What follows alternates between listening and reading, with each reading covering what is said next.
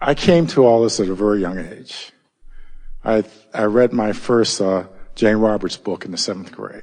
So lately, this whole thing about, in my dreams, I've been experiencing, I'm certain, pretty certain, that I'm experiencing parallels, different, it's like I'm dropping in on different versions of me in my dreams. And they're at different stages in terms of life experiences and things. So I'm just wondering, first off, there's a part of me wondering maybe if this is a metaphor or analogy or dreams trying to tell me something, but the other part of it is it's the same people. The most important thing to understand about dream, and the way we have been saying it for a while, is that dreams are manifestations too. That you get what you think about. And so what you're thinking about and therefore offering vibrationally is what's manifesting in your experience. And what's manifesting in your dream experience is the same thing. Now today, we can offer it in greater clarity by saying your dream is your grid filling in. And it's interesting because in the dream state, the grid can fill in more easily because, first of all, you don't have to build the house to live in it in your dream. In other words, in your dreams, grids can fill in more easily. So they are giving you information about what you've got going on vibrationally. So let's start in this place. This is really an important thing to understand. The basis of your dream, we've been saying for years that when you awaken from a dream that you can recall vividly, that the most valuable question to ask yourself is, how did it feel? Because the emotional content of the dream is telling you what grid is active.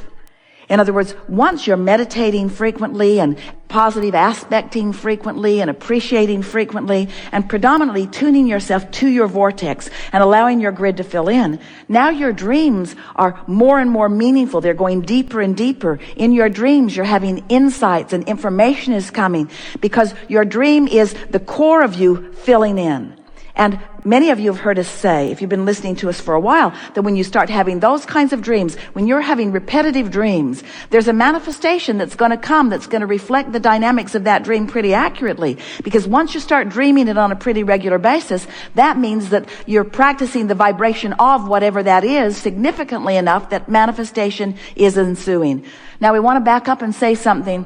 Well, we'll just say it and you can figure out what it means to you. The dream itself is a manifestation. A thought coming into your mind is a manifestation. Even an emotion that you're feeling is a manifestation. So now let's redefine manifestation. A manifestation, in the way that we are meaning it here, is anything that I am consciously perceiving. In other words, once you're aware that you're having an emotion, we want to call that the grid filling in. It's a manifestation. So why does the dream take shape like it does? So you heard us talking earlier. This is such a good day. We are talking about this core vibrational grid. And if you're active in it, if you're focused there, if you're meditating and appreciating so that you're practicing the vibration of who you really are, so that you got love and appreciation and self-respect going on, if you're proud of yourself and enjoying others. So this is the core vibration that's happening within you. So that's the basis of your dream. So then what makes me interpret in my dream? Why does my dream fill in with that particular person and that particular person? Why in my dream am I having these kinds of conversations? Why is my dream shaping up the way it is? Take it further. Why is my life shaping up the way it is? But why, this is a dream conversation. Why is my dream shaping up the way it is? Because you got a bunch of those other grids going on. We talked about this in the very first segment. But if I may, this is my deeper question, I guess. Well, are there parallel we are realities? happy to hear your deeper question, but there is no deeper answer than to understand that what you've got going on vibrationally is attracting to you from wherever. And of course, there are endless realities. Okay, that's the question. That's the answer to But what are those realities? Where do they come from? Are they core-based realities? Are they coming from the core of who I am? Or is it the spin-off of man's negative thought? What are those realities? So it might be possible that I am dropping into other realities or other versions of, quote, me. Of course you are. But you see, what we wish for you is such consistent alignment with the core of who you are that there's no fogginess or confusion about the manifestations as they fill in dreamscape or otherwise. Jerry studied Seth for a long time, and there was a lot about the alternate realities. And as Jerry was wanting us to explain that to him in greater detail, we tried to soothe that subject by introducing law of attraction and point of attraction. Seth said, you create your own reality. Jerry wanted to know how, and that's what we've been talking about all of these years. You create your own reality by offering a vibration that is attractive in nature, and law of attraction then satisfies that vibrational output with an input. In other words, what you think about comes back to you. And the more you think about it, the more it comes back to you. And that is the way you create reality. So when you say, I'm dropping into other realities, we want to say, as Seth would say to you if Seth were talking to you and is, you create those realities. They're not out there and you're just stumbling into them. You are the creator of all of those realities. We just want to express the jubilation that we are all feeling about this leading edge conversation and the importance that it is to us, whether you all get anything out of it or not. And of course you are, yes.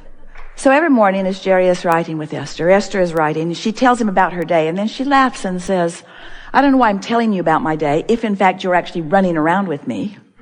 But it helps me to focus in what I want to talk to you about. So she'll sort of write some notes about what happened and what she was feeling about it. And she thought this will be a really good book. It's 125,000 words, which is about a book and a half now, of me saying I miss you and him saying I'm here. In other words, at some point, it needs to morph into a different dialogue than that, you see. And so on this one particular morning, she'd written how she was missing him, and what he wrote back was, I will look for as many opportunities today as I can find to let you know how much I am loving you. Yeah. So, she is still not feeling that good. She is still invested in the grief of her moment, and not enjoying but finding plenty of sympathy from those who are around her. And now Tracy and Esther are in the car, and they're going from daughter Tracy's house out to Jerry and Esther's house. And Tracy suddenly is so thirsty that she cannot survive the 8 miles of distance. It is a sort of, I will die if I don't get liquid moment.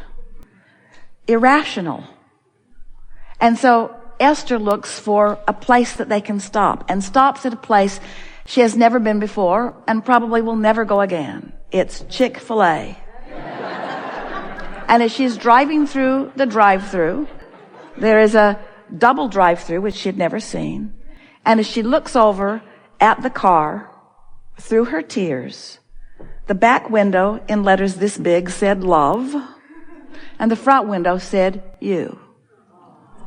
Now, Jerry didn't actually shoe polish that window, but he knew where it was, and he knew where Esther was, and he knew the influence that he could offer, and he offered a powerful thought from his vortex grid, which is powerful, and his power of influence is mighty, and circumstances and events and all cooperative components fell into place, and Esther got the message and knew it was from him. They got their drinks, they drove 8 miles, they pulled in the gate, and then in the other gate, and then in the garage. And as they're getting out of the garage, Esther notices a box that has just been delivered, just came by Federal Express.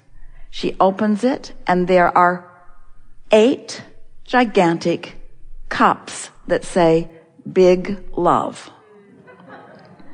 Now, the cups were in motion. Her friend had already sent them. But the orchestration of the timing, you have to understand, the orchestration of the timing is about the interfacing. You have more non-physical energies of those you have loved, of those of you have known, of those who are your relatives, of those who are of your ancestors, of those who are aware of you, this non-physical energy all coming forward into your now, all coming forward into your now. The continuum of love, the cycle of life. You are just beginning to understand the fullness of all of that. And when you pay attention a little bit, you'll begin to understand that to a person, you are loved and adored by that non-physical energy who is aware of you.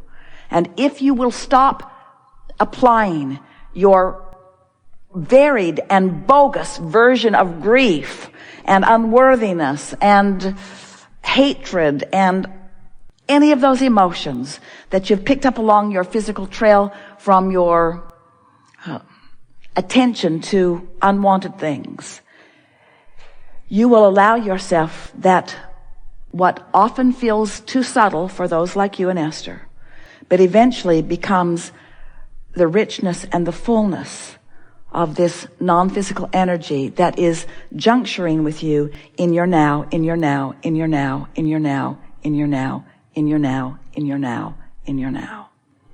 You are not alone and you never have been. And you are not on your own and you never have been. You are supported, and we use that word carefully because we are wanting you to understand that it's not support that's coming to you out of your need. It is support that is coming to you out of your desire. But in your need, you deprive yourself of it. And in your alignment, you allow it. And it's the thing that humans have been complaining about nearly from the beginning of time, and certainly from the beginning of their beginning to understand the way they connect into non-physical.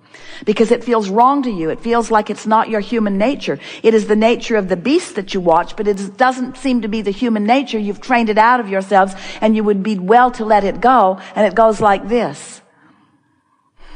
I support those who are in need, and I train them to be needy in order to get support.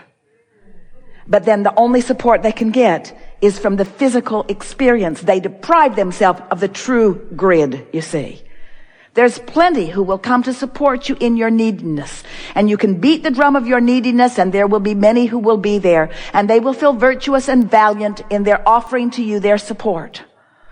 But the support that you're really looking for is the support that comes from inside the vortex. And it comes to you when you finally accept the perfection of your being, the juncture of the physical and the non-physical, the eternalness of your being, the never-endedness of that which is you, the love of that which is source. And it's ever, ever, ever offering to you. But you got to receive the love. You got to let it in. You've got to find a way of being a vibrational match to it. And for many of you, you're probably going to hurt really bad until you can't stand to hurt before you do that. But you don't need to let it get to that point. You can let it in anytime you decide to.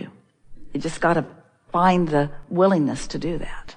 We're wanting to leave it in this place of understanding. We want you to feel the fullness of that which you are and the fullness of that which you are and provide for us. We want you to know that life is supposed to feel good for you. One day Esther was reaching for Jerry and trying to figure out where he is. And she said to him, I want to know what it's like for you. What are you thinking and what are you doing and where are you? And as long as she was trying to find him out there in some place she does not understand, she couldn't find him. That's what made her feel grief. She couldn't find him because he's somewhere that she doesn't understand, doing stuff she doesn't know, or at least she thought. And then we helped her to understand, and so did he. After a while of looking someplace where he is not, when she realized that he's not out there doing other things, he's in here doing these things. That this really is the leading edge where the interest of non-physical is. Do you follow that? The interest of non-physical is right here with you on your leading edge. And when Esther looked for him here, she found him. There will never be an energy more interested in what is going on here than Jerry.